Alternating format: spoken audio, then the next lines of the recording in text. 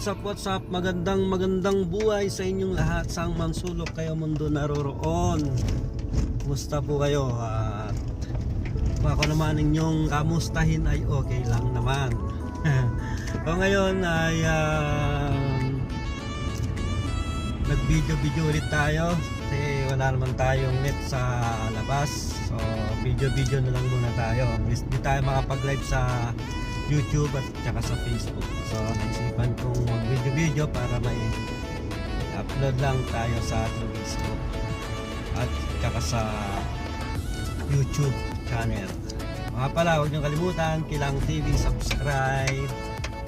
Buhay driver.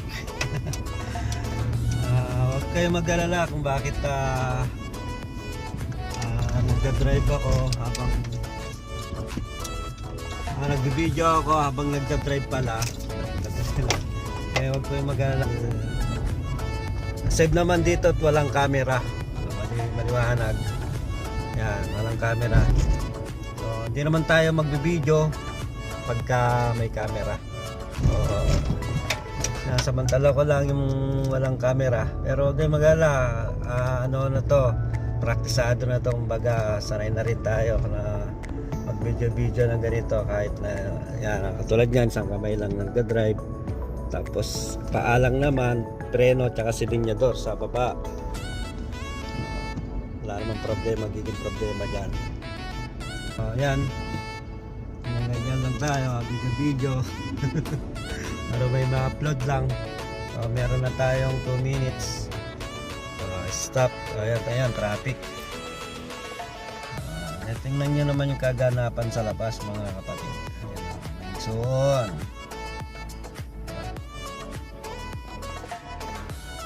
wala tayong ano ngayon eh. Wala tayong tripod. Wala rin tayong gimbal. Hawak dito sa cellphone. Ito. Hawak ko na lang. Huwag kayo mag-alala, save naman yan. Carry lang naman. So, ito buhay driver. Yan, ang buhay ng driver ay masayang tunay.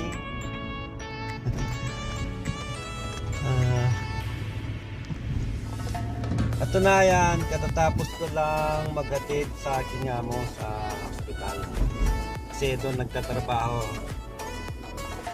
Ganito ang buhay ng family driver. Nagising ng umaga, hatid mo sa umaga kung pang umaga yung schedule at depende kung anong oras uwi o kung anong oras sa hapon o kaya gabi. So madalas ganito ang setup niyan. Pagka pang umaga siya, inaagad ko siya ng 7:30 at umuwi yan ng alas 4:30 din. So 8 hours lang yata may trabaho.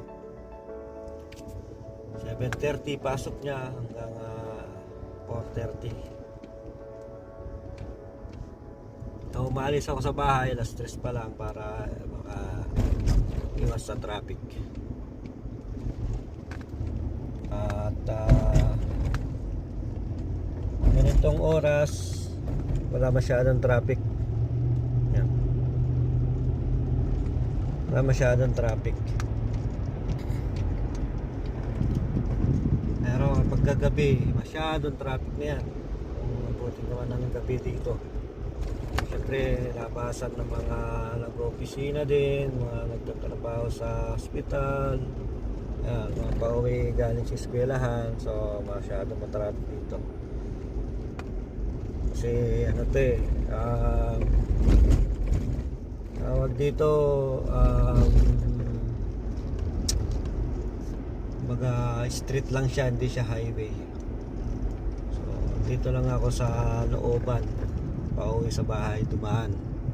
Dahil kung sa highway ako, kung sa Eastern Ring, tinatawag na Eastern Ring Road, matraffic din. Traffic din doon sa highway. Mas gusto kayo dumaan dito kasi safety. Lagi ako dumadaan dito, mas safe ako dito. Walang camera sa taas. Kahit nagbibideo man ako, walang camera. Dito sa highway, may camera dyan. Bawat ano doon, meron parang ano doon, yung lagay ng camera sa taas. Yan. Ang pinaka-traffic lang dito yung stoplight. Pinaka-traffic lang yan, stoplight. Sa highway naman, pag nag-video hindi ako maka-video ng ganito dahil sa taas meron sa camera. So hindi ako maka-video. Kaya minabuti kong duman dito para may ma-upload ako sa YouTube at saka sa Facebook. Eh matagal na rin akong di makapag-upload sa YouTube. Kahit pa paano, may singit-singit natin pagka ni-upload natin tong video na to. Ito ang buhay ng driver. Kailangan tiis at tiyaga lang.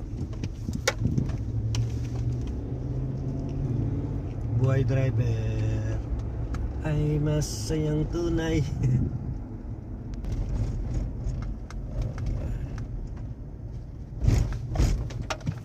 Lapit na ako sa bahay. Mga 10 minutes na. 10 minutes pa. Pero tagal-tagang bilisan ko, abutin ng 5 minutes lang to. Bilis lang. Nag-video tayo kaya medyo mabagal konti. Abutin ng mga 10 minutes. Estimated time is estimated.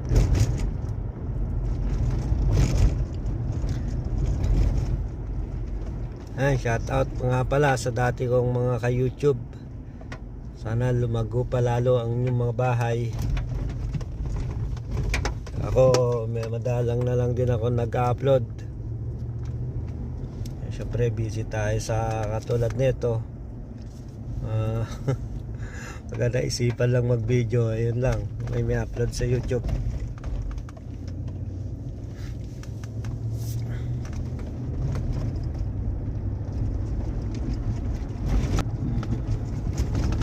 Paano yan mga kapatid, mga igsoon, mga kabsat. Nandito na lang. At mag-ingat po kayo palagi sa inyong mga trabaho sa mang sulok kay mundo naroroon. Maraming salamat. Mag-ingat po kayo. God bless us all.